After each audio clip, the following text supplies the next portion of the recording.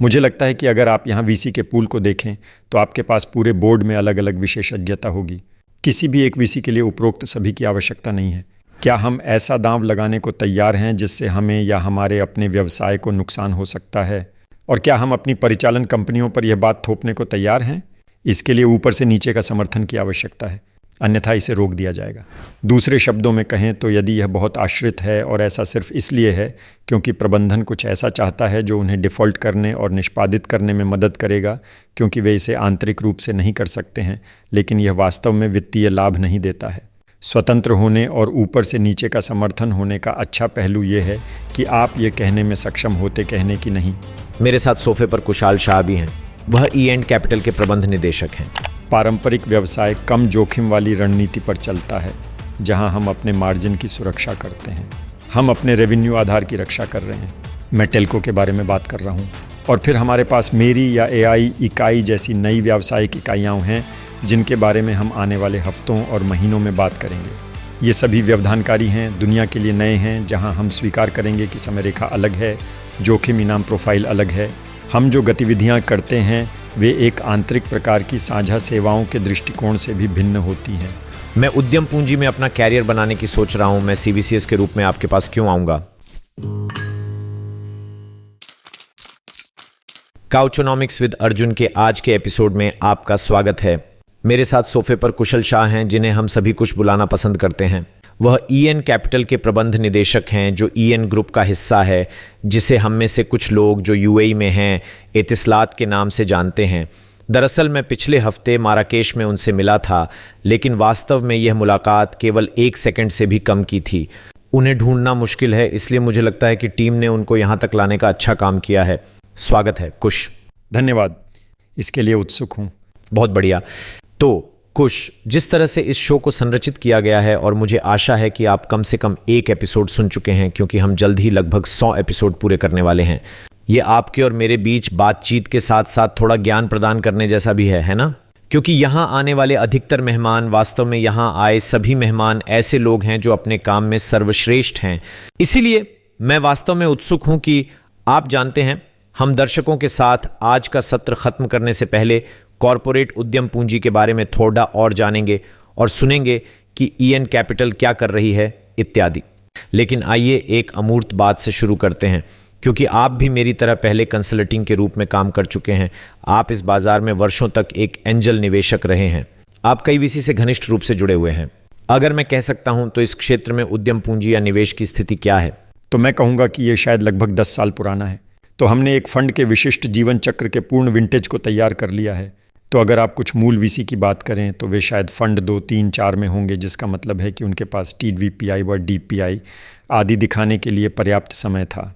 एक अवधि में बाजार में बहुत अधिक परिपक्वता है, इसलिए वर्तमान में लगाई गई पूंजी या ड्राई कैपिटल की मात्रा के बारे में बात करने के बजाय आइए इस बारे में बात करें कि परिपक्वता के संदर्भ में अब परिपक्वता क्या है।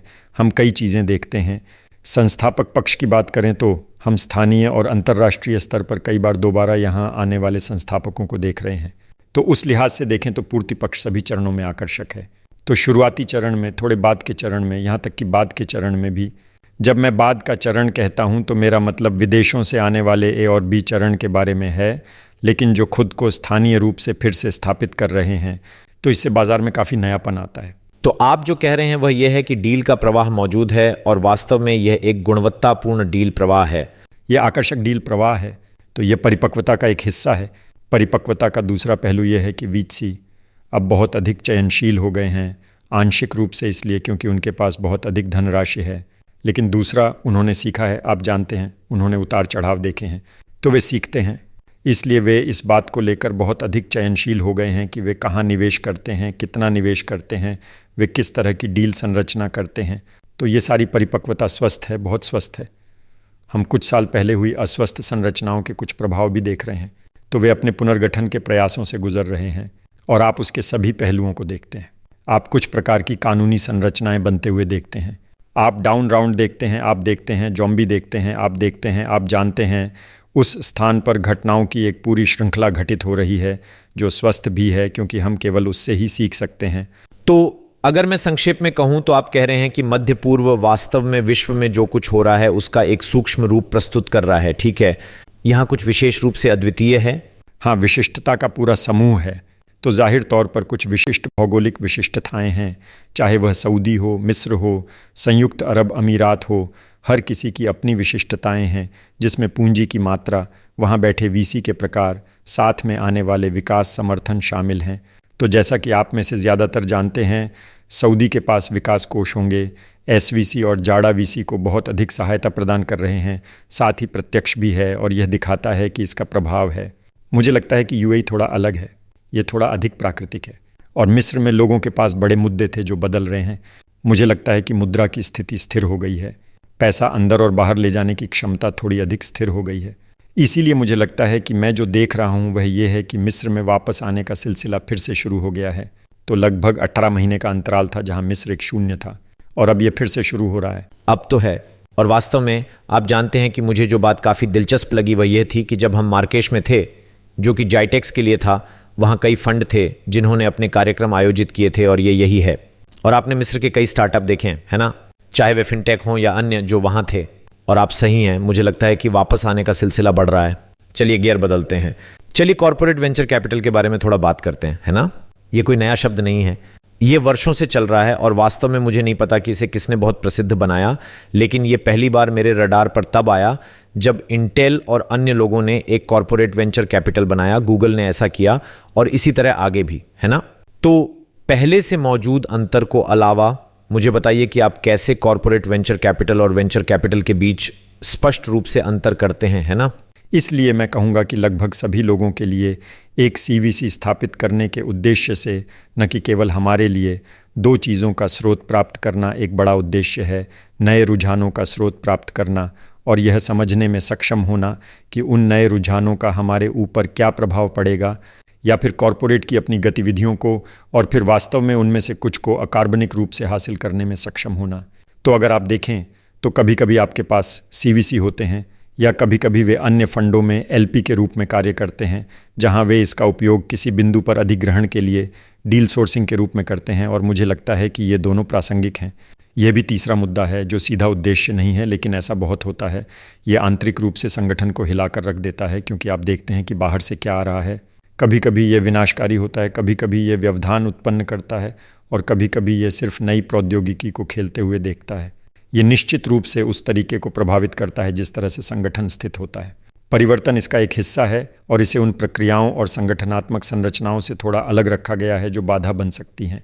तो वे कुछ ऐसा देखते हैं जिसमें आंतरिक की तुलना में थोड़ा अधिक ऑक्सीजन होता है, और फिर वह एक झटके की अनुमति देता है।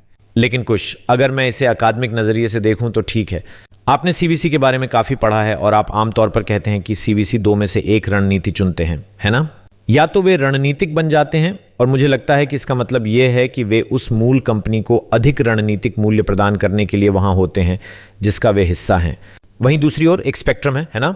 और आप जानते हैं माइक्रोसॉफ्ट एक बेहतरीन उदाहरण है।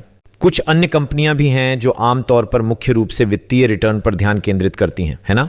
वे रणनीतिक पहलुओं के बारे में इतना परेशान नहीं हैं। क्या आपको अभी भी वह खाई दिखती है, या फिर आप और अधिक हाइब्रिड के आने की उम्मीद करते हैं, खासकर क्षेत्र के संदर्भ में? मैं थोड़ा पीछे जाऊंगा। मुझे लगता है कि पिछले 3 वर्षों में सीवीसी की अवधारणा काफ़ी बड़ी है। तो हम अकेले नहीं हैं जिन्होंने पिछले 2 वर्षों में ये कदम उठाया है। हमारे पास कई बैंक स्थापित हो रहे हैं, हमारे पास संपत्ति वाले लोग स्थापित हो रहे हैं, हमारे पास ऊर्जा कंपनियां स्थापित हो रही हैं। तो आपके पास एक बढ़ती हुई अवधारणा के रूप में सीवीसीएस है। इसलिए उनके द्वारा कार्य करने के तरीके का स्पेक्ट्रम काफ़ी अलग है। जोखिम पुरस्कार अधिदेश, रणनीतिक बनाम वित्तीय, यह हर किसी के लिए समान नहीं है। हमारे मामले में, जिस पर हम बाद में चर्चा करेंगे, मैं कहूँगा कि हम संभवतः वित्तीय के करीब हैं, लेकिन खैर मैं इसे थोड़ा और विस्तार से समझाऊंगा। ऐसे पहलू हैं जहां आप कह सकते हैं कि आप जिस रणनीतिक तत्व या कार्यक्षेत्र पर ध्यान केंद्रित कर रहे हैं उसके आधार पर वह आमतौर पर आपके दिल के करीब होता है। क्यों? एक, आप वही देखना चाहते हैं जो मैंने पहले बताया था, वे रुझान खत्म हो जाते हैं। 2, यह वह जगह है जहां आपकी विशेषज्ञता निहित है। इसलिए एक सीवीसी के रूप में हम हमेशा कुछ विशेषज्ञों से संपर्क करते हैं और कहते हैं, अरे हमारे पास ये बढ़िया कंपनी है, कुछ तकनीकी क्षेत्र हैं जिन्हें हमें सत्यापित करने की आवश्यकता है, या कुछ वाणिज्यिक क्षेत्र हैं जिन्हें हमें सत्यापित करने की आवश्यकता है। हम ऐसे विशेषज्ञों की मदद ले सकते हैं जिन्हें वीसी के नज़रिए से किसी ए और के लिए करना आसान नहीं होगा, तो वो विशेषज्ञता भी आती है और इससे उन कंपनियों को कुछ हद तक बढ़ावा भी मिलता है। और तीसरा यह कि आप ग्राहक आधार या बाज़ार के आकार के संदर्भ में एक संभावित ईंधन भी प्रदान करते हैं, क्योंकि हम संभावित रूप से उस स्टार्टअप के ग्राहक बन जाते हैं। लेकिन यदि आप केवल 3 शब्दों का उपयोग करते हैं, ठीक है, आपने कहा कि प्रायोजन या समर्थन, आपने कहा आप जानते हैं फर्म के भीतर या कॉरपोरेट के भीतर मौजूद विशेषज्ञता तक पहुंच, और आपने इस तथ्य का भी उल्लेख किया कि हम ईंधन बन सकते हैं, है ना, या उसमें शामिल हो सकते हैं। क्या ये आपको रणनीतिक सीवीसी बनने की दुनिया में आगे नहीं ले जाता है ना? और फिर आपके लिए मेरा सवाल, असली सवाल ये है कि हर जगह मैंने पढ़ा है, वे कहते हैं आप जानते हैं सफल सीवीसी को स्वायत्तता की आवश्यकता होती है ना? ये कैसे फिट बैठता है? क्योंकि यहाँ निर्भरता है जो काफ़ी स्पष्ट है और ये पूरे जीवन चक्र में है। तो पहचान, सत्यापन, एकीकरण और फिर एकीकरण के बाद समर्थन, लेकिन साथ ही साथ आपकी स्वायत्तता। तो आप लोग कैसे दोनों को संतुलित करते हैं? ये बहुत मुश्किल है और ये चक्रों में चलता रहता है। कभी कभी आप स्वायत्त होते हैं और शायद 3 साल बाद। और मैंने ये सवाल दुनिया भर में कार्यरत सभी सीवीसीएस से पूछा है, विशेष रूप से दुनिया भर में कार्यरत टेल्को सीवीसीएस से, और वे उन चक्रों से गुजरे हैं जहां वे पूरी तरह से स्वायत्त हैं और वे कम स्वायत्त हैं। वे पूरी तरह से वित्तीय थे, फिर वे पूरी तरह से रणनीतिक थे। तो इसका कोई सही या गलत जवाब नहीं है। नंबर 1, ये आसान नहीं है। नंबर 2, ऊपर से नीचे का दृष्टिकोण महत्वपूर्ण है। इसलिए आपको बोर्ड के कार्यकारी प्रबंधन से समर्थन प्राप्त होना चाहिए, ताकि इनमें से कुछ कठोर निर्णय जो कि नरभक्षण या विघटन जैसे शब्दों से संबंधित हैं, मौजूदा परिचालन को नुकसान पहुंचाएंगे या मौजूदा परिचालन में परिवर्तन के लिए बाध्य करेंगे। ये सब जोखिम उठाने की क्षमता का हिस्सा है। ये कॉरपोरेट की परिवर्तन यात्रा का हिस्सा है। तो ऊपर से नीचे का समर्थन आवश्यक है। उदाहरण के लिए, निवेश के समय क्या हम ऐसा दांव लगाने को तैयार हैं जो हमें नुकसान पहुंचा सकता है, जो हमारे अपने व्यवसाय को नुकसान पहुंचा सकता है? और क्या हम अपनी परिचालन कंपनियों पर यह बात थोपने को तैयार हैं? इसके लिए ऊपर से नीचे का समर्थन की आवश्यकता है, अन्यथा इसे रोक दिया जाएगा। दूसरे शब्दों में कहें तो यदि यह बहुत रणनीतिक है और ऐसा सिर्फ इसलिए है क्योंकि प्रबंधन कुछ ऐसा चाहता है जो उन्हें वितरित करने और निष्पादित करने में मदद करेगा, क्योंकि वे इसे आंतरिक रूप से नहीं कर सकते हैं, लेकिन यह वास्तव में वित्तीय लाभ नहीं देता है। स्वतंत्र होने और ऊपर से नीचे का समर्थन होने का अच्छा पहलू यह है कि आप ये कहने में सक्षम होते कहने की नहीं, मेरा डील प्रवाह, न केवल मेरा डील प्रवाह। मुझे लगता है कि ज़्यादातर सीवीसी डील प्रवाह न केवल बाज़ार से आता है बल्कि आंतरिक स्रोतों से भी आता है। और अक्सर ऐसा होता है कि 99% मामलों में आपको आंतरिक डील प्रवाह को विनम्रतापूर्वक मना करना पड़ता है, लेकिन आपको उस समर्थन की आवश्यकता होती है। तो वे वास्तव में निवेश करने के बजाय अपनी समस्याओं को हल करने की कोशिश कर रहे हैं, ठीक है? तो क्योंकि आपने उसका उल्लेख किया है कि आप जानते हैं सीवीसी, सब कुछ अनुकूल हो रहा है ना, सीवीसी के लिए सही है, लेकिन मैं इस पर थोड़ा गहराई से बात करना चाहूँगा। आपने कहा कि डील का प्रवाह बेहतर हो रहा है, उच्च गुणवत्ता वाला डील प्रवाह। मैं आपको मुश्किल में डालता हूँ। क्या ये काफ़ी हद तक अंतर्राष्ट्रीय व्यवसाय हैं जो यहाँ दुकान स्थापित कर रहे हैं, या फिर वास्तव में घरेलू स्टार्टअप भी हैं, है ना? और आप जानते हैं, मैं ईमानदारी से कहूँगा कि मेरा झुकाव और मेरी दिलचस्पी वित्तीय सेवाओं की दुनिया की ओर अधिक है, तो मुझे इसके बारे में कम पता है। लेकिन आपका क्या विचार है? क्या हम वास्तव में इस क्षेत्र से गुणवत्तापूर्ण स्टार्टअप्स को उभरते हुए देख रहे हैं, जो कि मुझे लगता है विदेशियों के समान ही विचार करने योग्य हैं? मौजूदा समय पर प्रेरणा अद्भुत है। इसलिए मैं विशेष रूप से संयुक्त अरब अमीरात के कोविड के बाद की स्थिति के बारे में बात करूंगा। मैं वहां आने वाली प्रतिभाओं के समय इत्यादि के बारे में भी बात करूंगा। तो कुछ चीज़ें, जैसा कि हमने शुरू में बताया था, वीसी व्यवसाय की परिपक्वता का मतलब है कि अब आपके पास जोखिम लेने की स्वीकृति है, असफलता की स्वीकृति है, आपके पास ईएसओपी कार्यक्रमों की स्वीकृति है, करियर की स्वीकृति है आदि। तो संगठनात्मक रूप से बोर्ड और पारिश्रमिक समितियां स्वीकार कर रही हैं कि प्रोत्साहन देने का एक अलग तरीका है। वह एक चीज़ है। असफलताओं को होने देने का भी एक अलग तरीका है। तो यह एक ऐसा सांस्कृतिक परिवर्तन है जिसने वीसी उद्योग और इसके इर्द गिर्द के सभी समाचार और मीडिया, जिनमें आपके पॉडकास्ट भी शामिल हैं, को परिपक्वता प्राप्त करने की अनुमति दी है। तो ये हमारे लिए अच्छी खबर है। दूसरा, कोविड के बाद गोल्डन वीज़ा कार्यक्रम और साथ ही सऊदी अरब प्रतिभाओं को आकर्षित करने के लिए क्या कर रहा है? हमारे पास प्रौद्योगिकी प्रतिभा का विशाल प्रवाह है, चाहे वह इंजीनियरिंग प्रतिभा हो, उत्पाद प्रतिभा हो या गहन तकनीकी प्रतिभा हो। आश्चर्य की बात है, अगर आप मुझसे यह सवाल कोविड से पहले पूछते तो मैं कहता कि हमारे बीच एक अंतर है। मैं ये नहीं कहता कि हमारे बीच कोई अंतर है, ठीक है, वो प्रतिभा आ गई है। ये बहुत अच्छा है। रणनीतिक प्रतिभा हमेशा यहाँ मौजूद रही है। रणनीतिक प्रतिभा में कोई समस्या नहीं थी, विचारों में कोई समस्या नहीं थी, उन विचारों को कहाँ फेंकना है इसमें कोई समस्या नहीं थी। टीएम के संदर्भ में बाजार मौजूद था। सवाल ये था कि क्या हम इसे काफ़ी तेज़ी से बना सकते हैं। तो अब आपने एक निष्पादन क्षमता का निर्माण कर लिया है। आप इसे प्रीम पर करने की बजाय क्लाउड पर करने की क्षमता रखते हैं। साथ ही क्रॉस बॉर्डर की सुविधा आदि भी उपलब्ध है। मैं ये नहीं कह रहा हूँ कि पासपोर्टिंग और उसके तत्व मौजूद हैं, वे अभी भी नियामक बाधाएं हैं, तो मैं उसमें नहीं जा रहा हूँ। लेकिन तथ्य ये है कि इनमें से बहुत सी सीमाएं टूट गई हैं, जिससे स्थानीय स्टार्टअप, अंतर्राष्ट्रीय स्टार्टअप और इनके मिश्रण के लिए अवसर पैदा हो गए हैं। तो ये मिश्रण काम कर रहा है। ठीक है, अब आपने प्रतिभा के बारे में बात की। सीवीसी में विशेष रूप से प्रतिभा के बारे में बताएं, है ना? जाहिर है आपको अपनी टीम बनाने की ज़रूरत है। कई वीसी फर्म सामने आ रही हैं, कई प्राइवेट इक्विटी फर्म सामने आ रही हैं, बैंक कार्रवाई में शामिल हो रहे हैं। कोई वास्तव में सीवीसी के लिए काम करने क्यों जाएगा? तो सबसे पहले हम स्टार्टअप्स के साथ कैसे बात करते हैं और सुनिश्चित करते हैं कि वे हमारे साथ काम करना चाहते हैं, और हमारी प्रतिभा ऐसा करने के लिए क्या करती है। जाहिर है वीसी के समान हमें मूल्य बनाना है, सिर्फ पैसा उपलब्ध कराना नहीं। तथ्य यह है कि अधिकांश सीवीसी के पास बहुत बड़ा ग्राहक आधार, क्रय शक्ति और खरीद शक्ति है। ये वह चीज़ है जो स्टार्टअप्स को आकर्षित करती है, और इसे ही मैं वस्तुगत मूल्य कहता हूँ, न कि केवल नकद बल्कि वस्तुगत मूल्य जो हम बनाते हैं। इसलिए मेरी ओर से, सीवीसी की ओर से प्रतिभाओं को न केवल आर्थिक और तकनीकी रूप से मजबूत होना चाहिए, बल्कि परामर्शदाता के नज़रिए से भी, मैं कहूँगा कि सामाजिक रूप से भी उन्हें एकीकृत करने में सक्षम होना चाहिए। वापस व्यापार के लिए, हाँ। और मेरी दुनिया में थोड़ा बहुत टेल्को से जुड़ा नज़रिया होना चाहिए। हाँ, बैंकों में यह बैंकिंग से जुड़ा नज़रिया होगा।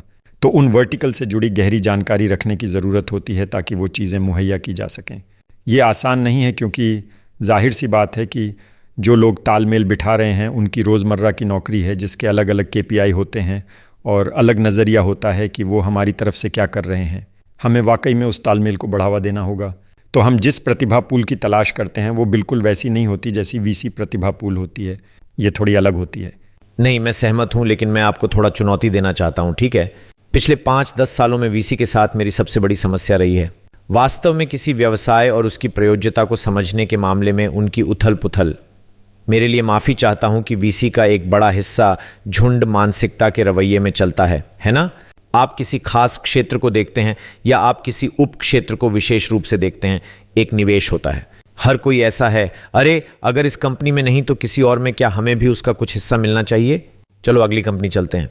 कोई भी वास्तव में निवेश के बाद का समर्थन देने में सक्षम नहीं है जो सिर्फ अच्छी वित्तीय सलाह से आगे की चीज हो, और वो भी बहुत अच्छी नहीं रही है।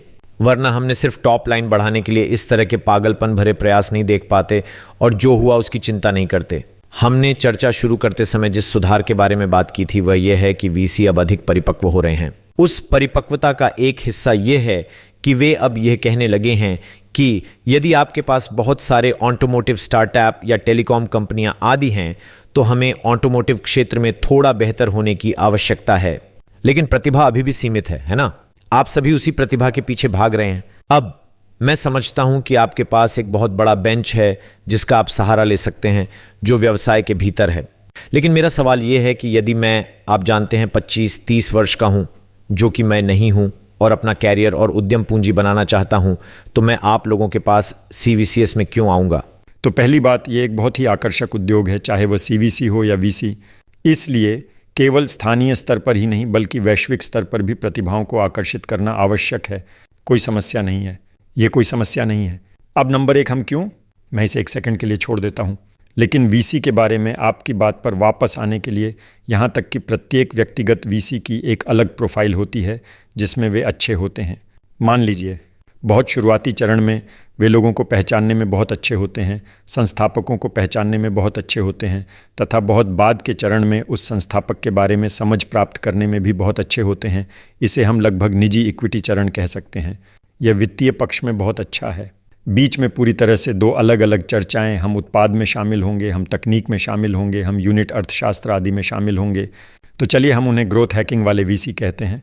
मुझे लगता है कि अगर आप यहाँ वीसी के पूल को देखें तो आपके पास पूरे बोर्ड में अलग अलग विशेषज्ञता होगी।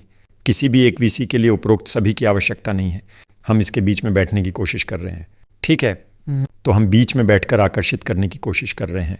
तो एक तो हमें अपने पास आने वाले प्रतिभावान लोगों को ये बताना होगा कि उनकी नौकरी का स्वरूप क्या है, बहुत से लोग सोचते हैं कि यह केवल डील फ्लो की तलाश में जाने और फिर जल्दी से एक डील करने के बारे में है जो हम नहीं हैं और ये अन्य वीसी के लिए उपयुक्त हो सकता है।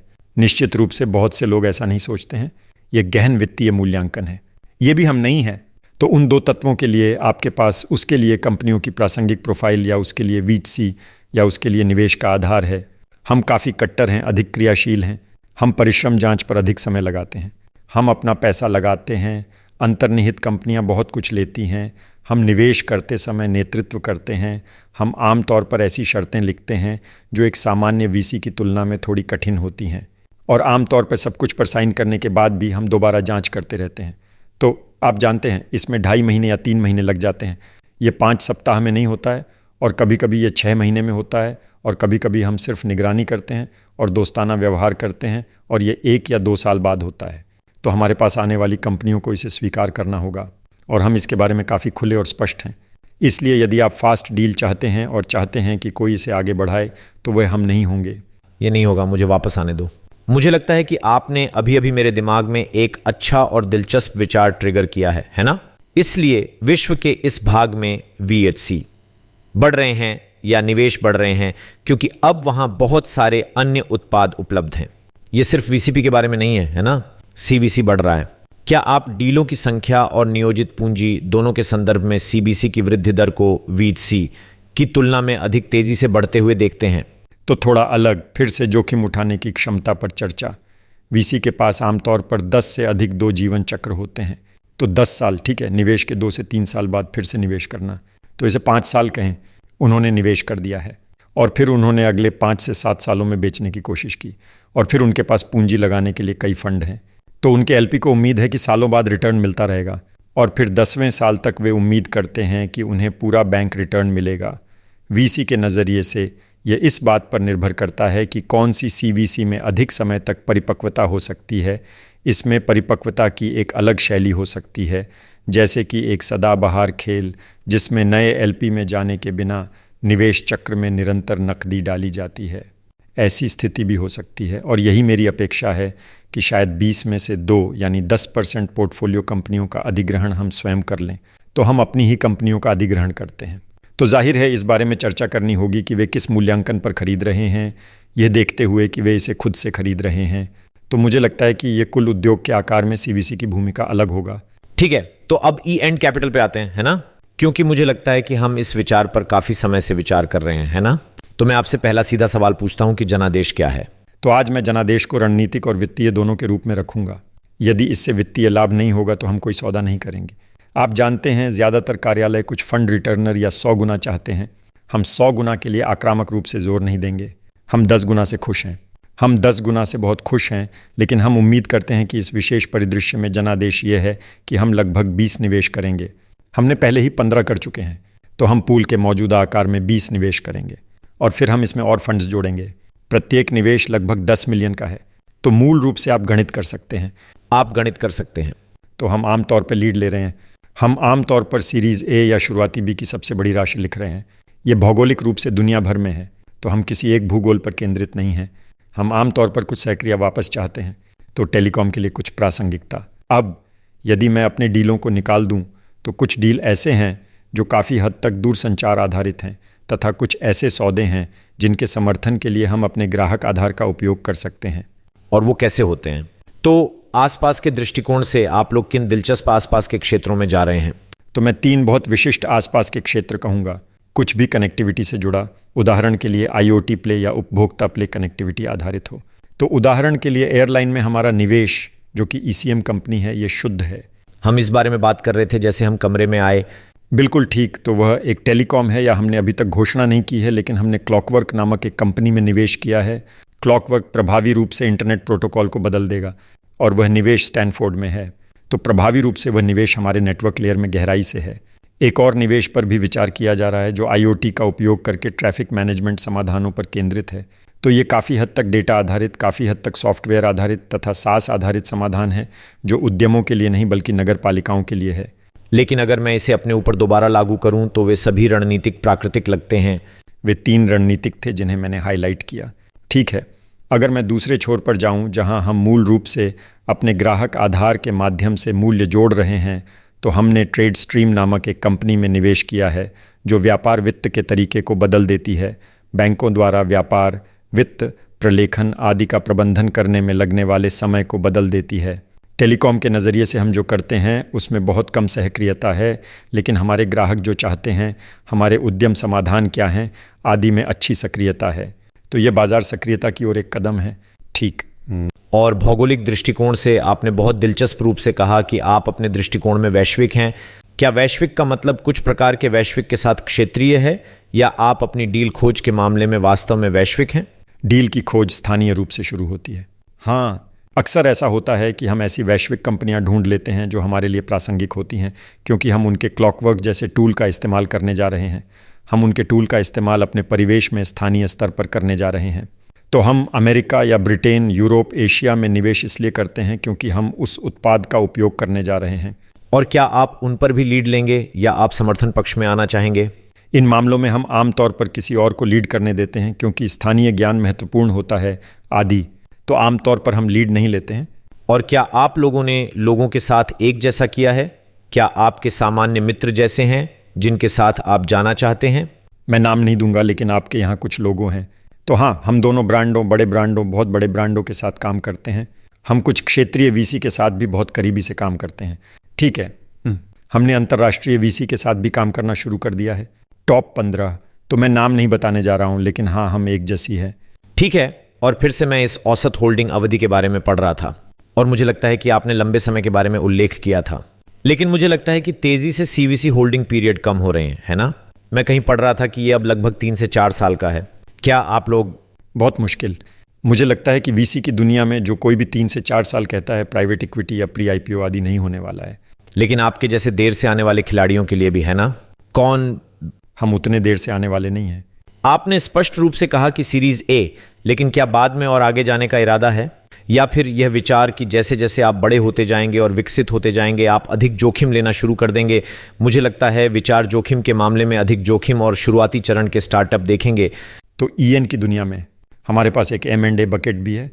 तो अक्सर ऐसा होता है कि जब हम वास्तव में किसी कंपनी को पसंद करते हैं, आपने करीम बीहाइव को देखा, जब हम वास्तव में किसी कंपनी को पसंद करते हैं और हमें लगता है कि हम बहुत तालमेल बना सकते हैं जिसके साथ हम काम कर सकते हैं, चक्का साथ मिलकर काम करता है। ये हमारी प्रक्रिया सीवीसी प्रक्रिया के माध्यम से आ सकता है, लेकिन फिर ये पार हो जाता है। हम बैलेंस शीट को बकेट पास करते हैं जो प्रभावी रूप से M&A बकेट में चला जाता है। तो हम 50%, 51% या स्टार्ट्स प्ले जैसी चर्चा को नियंत्रित करने का रास्ता अपनाएंगे। इसलिए उनकी प्रक्रिया अलग है, विवरण अलग है, परिश्रम अलग है आदि। और आप लोग उसमें शामिल हो जाते हैं? हम इसे कभी कभी शुरू करते हैं। ये हमारे डील प्रवाह के माध्यम से आता है, लेकिन यह आगे बढ़ता है। ये M&A टीम को पास हो जाता है ना? और इसलिए यह दिलचस्प हो जाता है। आप हमें बताइए कि आप ENP कैपिटल के रूप में स्वायत्त कैसे बने रहते हैं, लेकिन साथ ही एक समूह के रूप में ENP की ज़रूरतों को कैसे पूरा करते हैं? लेकिन मुझे अधिक क्रियात्मक रूप से जवाब दीजिए। तो इसमें गवर्नेंस वास्तव में कैसे काम करता है? तो जहां क्रॉसओवर आते हैं, तो EN ने जोखिम उठाने की क्षमता का एक स्पेक्ट्रम रखा है ना? पारंपरिक व्यवसाय कम जोखिम वाली रणनीति पर चलता है, जहां हम अपने मार्जिन की सुरक्षा करते हैं, हम अपने रेवेन्यू आधार की रक्षा कर रहे हैं। मैं टेल्को के बारे में बात कर रहा हूं।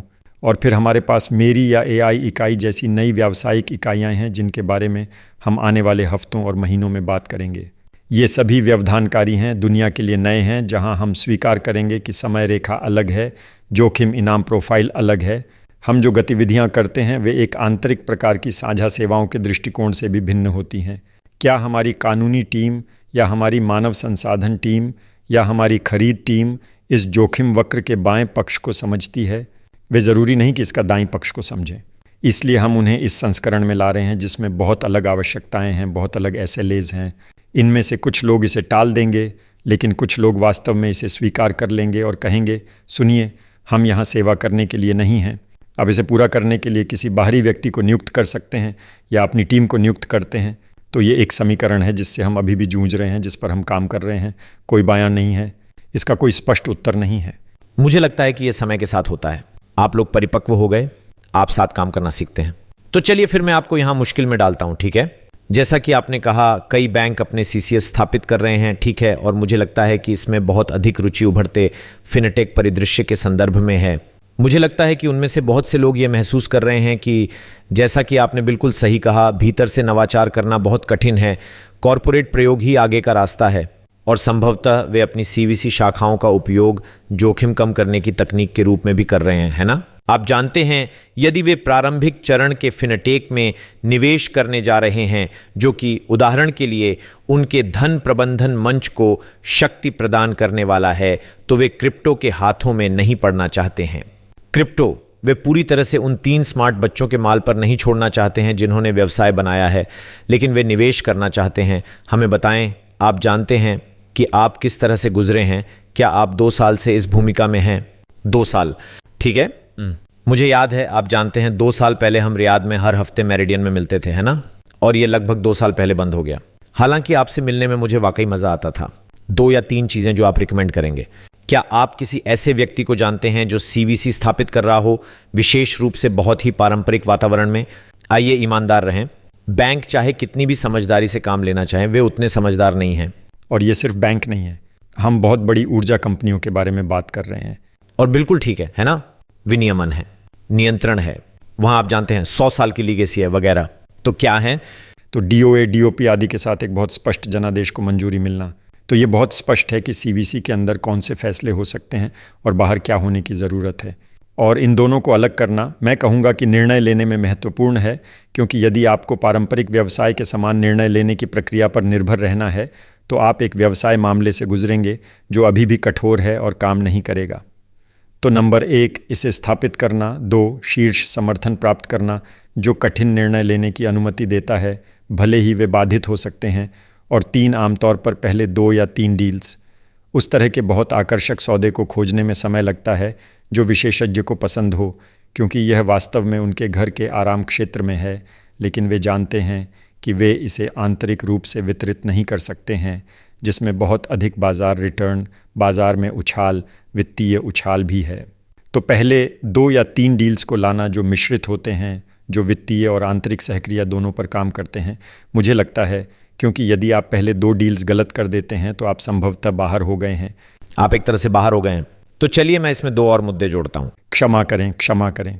आखिरी चीज़ पूंजी का एक समर्पित पूल है, क्योंकि अगर बैलेंस शीट, मैं आपसे सहमत हूं, उस जनादेश का एक हिस्सा, आप जानते हैं, एक समर्पित पूल का होना है। अन्यथा आप निवेश करने से पहले ही पैसे मांगते रहेंगे और उसे उचित ठहराते रहेंगे। मैं पूरी तरह से सहमत हूं। 2 अन्य पहलू है ना? क्या कोई सीवीसी को शुरू से स्थापित कर रहा है या कुछ और शुरू कर रहा है? इसे चालू करने के लिए अपने आसपास तीसरे पक्ष के संबंधों का नेटवर्क बनाना कितना महत्वपूर्ण है, क्योंकि मेरा मानना है कि इसमें कुछ जोखिम है। आप जानते हैं, पूरा निर्माण, मेरा अनुमान है कोलोसियम का निर्माण, और फिर कोई नहीं आता, है ना?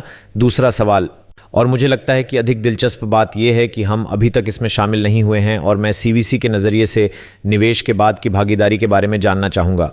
लेकिन पहले सवाल का जवाब दें और फिर हम दूसरे पर आएंगे। पहले वाले का भी एक हिस्सा है, और शायद ये आपके पिछले प्रश्न का उत्तर है। एक चीज़ जो हमने की थी और वह महत्वपूर्ण थी, और मैं ये सिफारिश करूँगा कि लीगेसी से बचें। तो कुछ सीवीसी कहेंगे कि अरे, वैसे हम एक सीवीसी स्थापित कर रहे हैं और यहाँ कुछ पुरानी कंपनियाँ हैं जिनमें हमने अच्छा या बुरा निवेश किया था, चलो उन्हें भी इसमें शामिल कर लेते हैं। इसलिए पुराने निवेशों के मामले में तथा लोगों के मामले में उस लीगेसी से बचें। तो हम बिल्कुल नई टीम है, हम बिल्कुल नए सीधे तौर पर आए। हाँ, हम संगठन को समझते थे। हमने संगठन के साथ सलाहकार के रूप में या विभिन्न तरीकों से काम किया है जिनसे हम संगठन के लोगों को जानते थे। लेकिन मौजूदा टीम के साथ पहले से मौजूद उत्पाद होने से आप वापस खींच लिए जाते हैं, आपको पुराने सेट में वापस खींच लेती है। तो पिछले प्रश्न पर वापस लौटते हुए, मुझे लगता है कि बाहरी पारिस्थितिकी तंत्र के साथ काम करना महत्वपूर्ण है, क्योंकि ये सिर्फ डील फ्लो के बारे में नहीं है। डील फ्लो के लिए इसका होना महत्वपूर्ण है, और स्पष्ट रूप से डील फ्लो में 99% समय ऐसा ही होता है। आप अभी भी ना कह रहे हैं, लेकिन कोई आपको ना कहने में मदद कर रहा है, कोई आपको फिल्टर कर रहा है। क्योंकि अगर हमें 1000 कंपनियों का विश्लेषण करना पड़े तो हमारे पास समय नहीं है, या एआई के साथ भी हमारे पास इसे वितरित करने की क्षमता नहीं है। तो आमतौर पर आप इसे कुछ रेफरल कॉल करके कम कर देते हैं। तो उदाहरण के लिए मैं क्या करता हूँ, मैं अपने शीर्ष 10 वीसी मित्रों से पूछता हूँ कि कृपया केवल अपनी शीर्ष 3 कंपनियों के बारे में बताएं। जब तक यह हमारे लिए बहुत प्रासंगिक ना हो, मुझे इसका अंतिम भाग ना बताएं। तो उस तरह की चर्चा, और बहुत बार वे ऐसी कंपनियों का सामना करते हैं जो उनकी दुनिया में फिट नहीं बैठती हैं, लेकिन हमारी दुनिया में अच्छी तरह से फिट बैठती हैं। आपकी दुनिया के अनुकूल, हाँ। लेकिन वे वास्तव में पसंद करते हैं कि उन्होंने फिल्टरिंग प्रक्रिया की है। ये महत्वपूर्ण है क्योंकि तब आप एक दूसरे पर भरोसा करना शुरू करते हैं। और ये एक गेम थ्योरी है, आप इसे एक बार दो बार नहीं करते, आप इसे 10 बार करते हैं और यह दोहराया जाता है।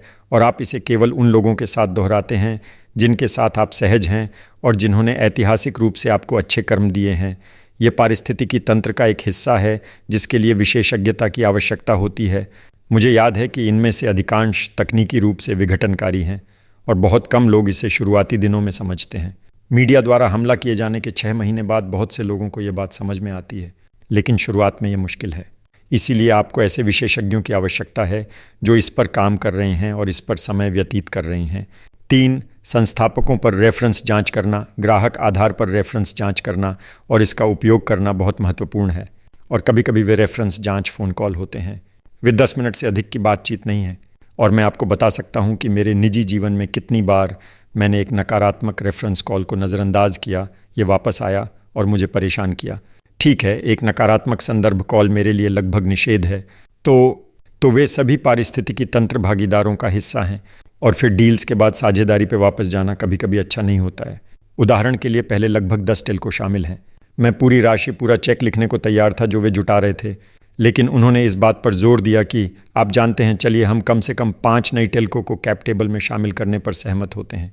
तो अन्य दूरसंचार कंपनियों के साथ काम करना, उन साझेदारियों के साथ काम करना महत्वपूर्ण है, क्योंकि जैसा कि वे कहते हैं, शीर्ष पर आप बाज़ार का 100% हिस्सा रखना पसंद करते हैं, न कि केवल बाज़ार का मेरा हिस्सा। तो मुझे लगता है कि ये महत्वपूर्ण है। तो आइए इस तरह की पोस्ट डील या पोस्ट, मुझे लगता है चेक काटने की भागीदारी के बारे में बात करते हैं। आप लोग इसे कैसे प्रबंधित करते हैं? तो आप लोग कैसे चुनते हैं कि किन कंपनियों को थोड़े टीएलसी की आवश्यकता है और आप किसी ऐसी चीज़ के लिए कैसे संसाधन प्राप्त करते हैं? तो अभी हम 6 लोगों की टीम है, जिसमें मैं भी शामिल हूँ। हमारे पास 15 कंपनियों का पोर्टफोलियो है, जिनमें लगभग 6 या 7 बोर्ड सीटें हैं जो साझेदारों, उदाहरण के लिए एडी और मेरे तथा समर के बीच साझा की जाती हैं। तो हम 3 हैं जो उन 7 बोर्ड सीटों को साझा कर रहे हैं। हमारे पास अक्सर ऑब्जर्वर सीटें होती हैं जहां हम निर्णय लेने में शामिल नहीं होते हैं, लेकिन हम निगरानी कर रहे हैं और देख रहे हैं कि क्या हो रहा है। और निश्चित रूप से हमारे पास सभी 15 क्षेत्रों में सूचना का अधिकार है। हम सभी बोर्ड में एक साथ नहीं बैठेंगे क्योंकि कभी कभी इसका कोई मतलब नहीं निकलता। विजिक है। दूसरा, हम नियमित आधार पर या तो ग्राहक या कंपनी से सहायता मांगते हैं या फिर हम देखते हैं कि हस्तक्षेप आवश्यक है, और इसलिए आप आवश्यकता अनुसार अंदर और बाहर कदम रखते हैं, और ये कंपनी प्रोफाइल के अनुसार बदलता है। तो 15 पोर्टफोलियो में मैं कहूँगा कि हमारे पास पूरा स्पेक्ट्रम है। हमें कुछ ऐसे क्षेत्रों में सहयोग की आवश्यकता है जैसे हम लागतों का प्रबंधन करें, ध्यान केंद्रित करें, तथा कुछ क्षेत्र इतने तेज़ी से बढ़ रहे हैं कि वे विकास स्तर पर ही टूट रहे हैं। तो आप जानते हैं, चलिए निर्माण करते हैं। हमें अधिक अधिकारियों की आवश्यकता है, हमें और अधिक प्रबंधन की आवश्यकता है, हमें अधिक उत्पाद समर्थन की आवश्यकता है आदि, क्योंकि ये वास्तव में बहुत तेज़ी से बढ़ रहा है। तो हमें दोनों छोर मिल गए हैं और हमारा समर्थन वहाँ आता है। कभी कभी विनियमन पक्ष पर कुछ ऐसे क्षेत्र होते हैं जहाँ आपको एक बड़े ब्रांड और एक बड़े बजट की आवश्यकता होती है। वास्तव में कौन समझता है कि कुछ ग्राहक आधार को तोड़ने पर अक्सर उन नियमों को कैसे देखना है। इसलिए कुछ बड़े ग्राहक, बैंक, विशेषकर स्थानीय संस्थाएं स्टार्टअप्स के साथ व्यापार करने में संघर्ष करती हैं, भले ही स्टार्टअप पहले से ही 10, 20, 30 मिलियन डॉलर का व्यापार कर रहा हो। लेकिन जब हम इसमें शामिल हुए और हमने अतिरिक्त सहायता प्रदान की, तो हम डील्स को आगे बढ़ा रहे थे या किसी प्रकार की प्रारंभिक भूमिका निभा रहे थे या पर्दे के पीछे से सहायता प्रदान कर रहे थे। ये खेल बदल देता है, रूपांतरण दर में सुधार होता है। ठीक है, यदि मैं आपसे ईएन कैपिटल के संबंध में एक अंतिम बार पूछूं, तो अगले कुछ वर्षों में इसे जारी रखने में आपकी क्या बड़ी चुनौतियां हैं? मुझे लगता है कि आपके पास 15 हो चुके हैं, 20 और, तो मुझे लगता है कि आप वापस जाकर अधिक पैसे मांगते हैं, है ना? लेकिन ईएन कैपिटल के लिए आप कौन सी बड़ी चुनौतियां देखते हैं? इसलिए जैसे जैसे हम पोर्टफोलियो आधार बढ़ाते हैं, प्रयास की मात्रा बढ़ती जाती है। मेरा मतलब है कि पोर्टफोलियो बढ़ने के साथ एक सामान्य वीसी 6 लोगों की टीम के रूप में प्रति सप्ताह 90 घंटे काम करेगा। मुझे लगता है कि एक छोटी टीम के साथ पोर्टफोलियो का प्रबंधन करना मुश्किल है, इसलिए हम तनाव में आ जाएंगे और या तो हमें एक टीम बनानी होगी, एक बड़ी टीम बनानी होगी, या फिर हमें अपनी कुछ पोर्टफोलियो कंपनियों को कम समर्थन देना होगा। आप जानते हैं, इस प्रकार की चर्चा होगी। या फिर आप एलपी बनने की ओर बढ़ेंगे।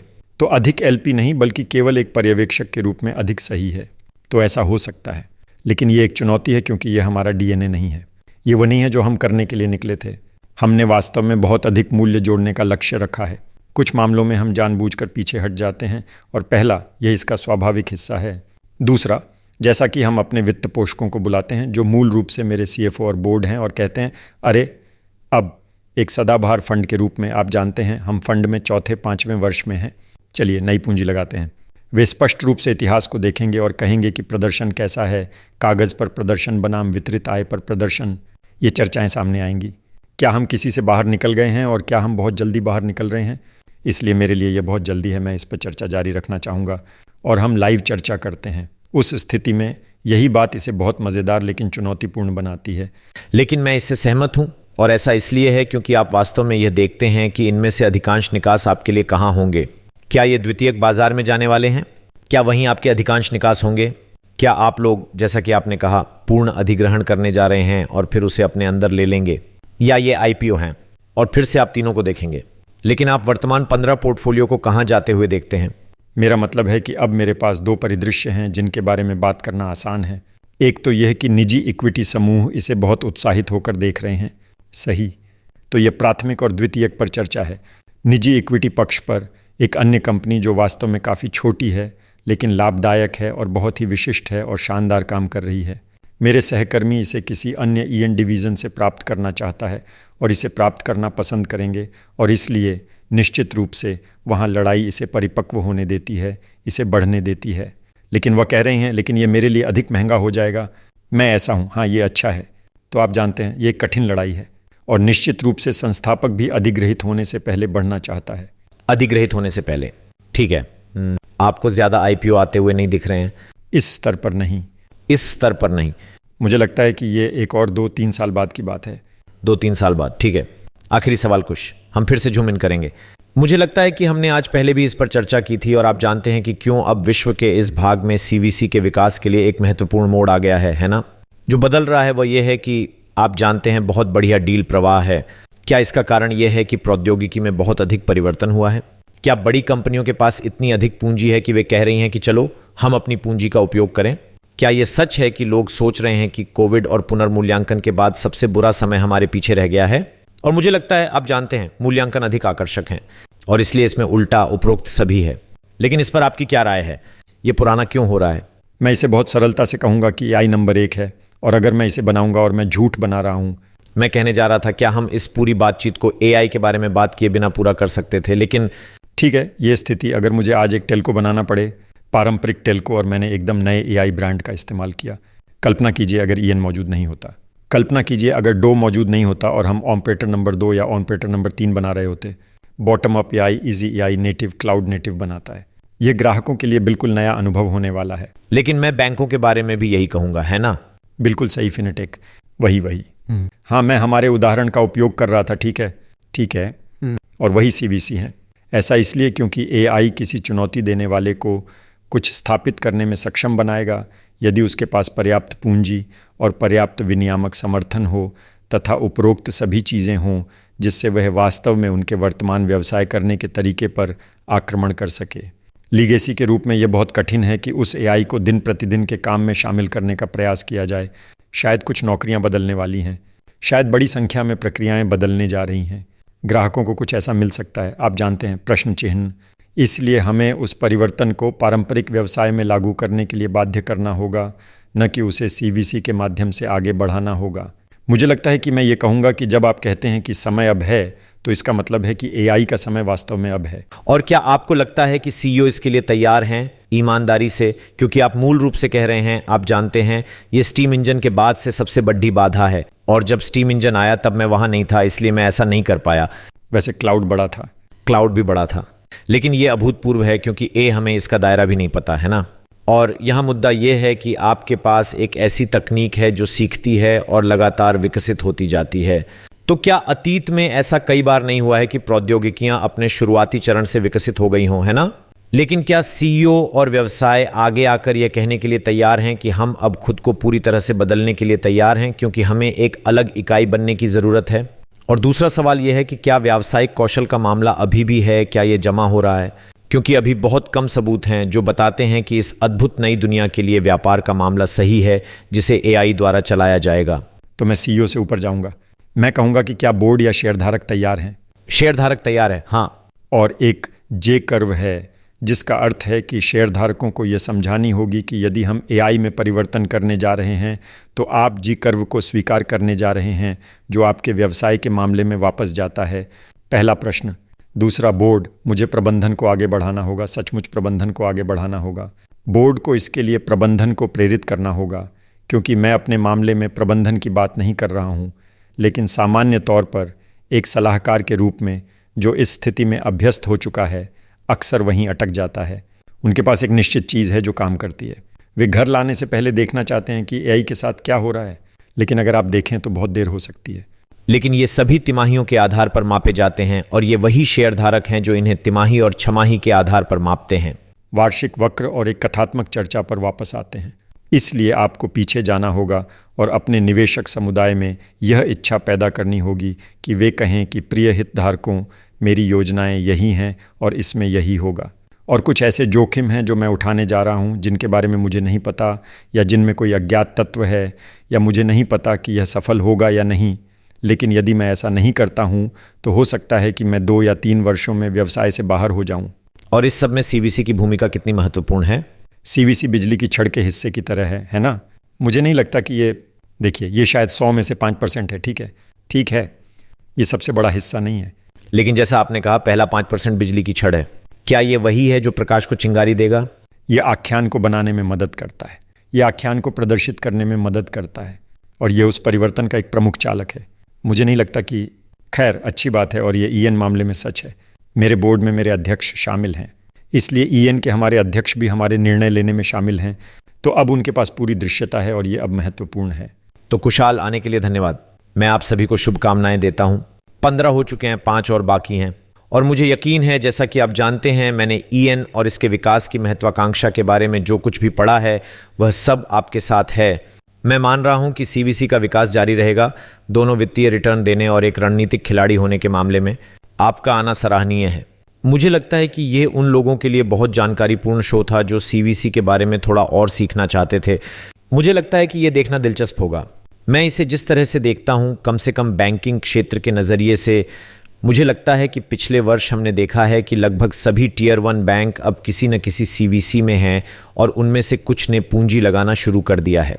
विशेष रूप से मैं अपनी दुनिया के नज़रिए से इस बात में बहुत दिलचस्पी रखता हूं कि वे उन शुरुआती चरण के स्टार्टअप्स को निवेश के बाद सहायता के लिए क्या करते हैं, और ख़ासकर उन लोगों के लिए जो वास्तव में शुरुआती स्तर पर आ रहे हैं। लेकिन आने के लिए धन्यवाद। आपका सप्ताहांत अच्छा रहे। उम्मीद है कि हमारे पास एक सप्ताह का समय है। खैर, उम्मीद है कि हमारे पास एक सप्ताह का समय है। हाँ, ठीक है, हम शो को टाइम स्टैम्प नहीं कर रहे हैं, इसलिए हमें नहीं पता कि हम कब वास्तव में बाहर होंगे, लेकिन मुझे यकीन है कि हम फिर से मिलेंगे और एक और चर्चा करेंगे। तो देवियों और सज्जनों, ये कुशल शाह थे जो ईएन कैपिटल के एमडी हैं, जो ईएन ग्रुप की सीवीसी शाखा। वह दुबई में रहते हैं, और आप जानते हैं कि यदि आपके पास कोई आकर्षक स्टार्टअप है जो अभी अंतिम चरण में है, तो ए और बी के बावजूद आप जानते हैं, उन्हें तलाशें, उसे खोजें। उसके पास खर्च करने के लिए पैसा है, तो चलिए अगले 5 दिनों में उसे खर्च करने देते हैं। पहले अर्जुन को फिल्टरिंग की प्रक्रिया से गुजरने दिया जाए। खैर, ये लीजिए, है ना? लेकिन मुझे यकीन नहीं है कि यह दुनिया का सबसे अच्छा फिल्टर होगा, लेकिन इसके लिए धन्यवाद। मैं इसे तारीफ के तौर पर लूंगा। लेकिन इसके साथ ही अलविदा, और मैं आप लोगों से अगले सप्ताह मिलूंगा। अलविदा।